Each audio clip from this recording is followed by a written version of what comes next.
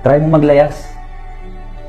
Subukan mo kung pwede sa ibang bahay yung gigising ng tanghali, hindi tutulong sa gawaing bahay, hindi maghugas ng plato, hindi maglaba ng sariling damit, at hindi magligpit ng sariling pinagkainan.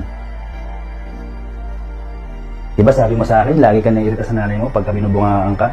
Try mo maglayas. Para malaman mo kung anong buhay sa ibang bahay. Kung para sa nanay mo, na parang piling mo hirap na hirap ka, piling mo kawawang kawawa ka. Gumaya ka sa mga tropa mo, yung ibang bata dyan nasa kali, sigawan na sigawan, puro ganda, puro forma.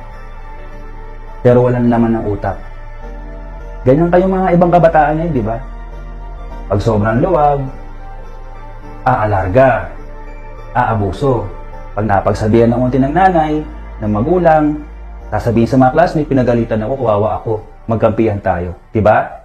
Sa nangyari nga sa nanay mo, sobrang kapal na lang ng mukha mo pag hindi ka pa magtino, Amanda.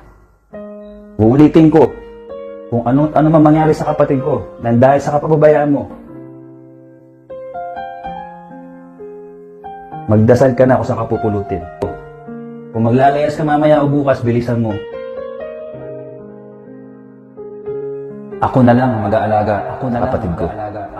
Kinatol, una na ako. Abusadong bata.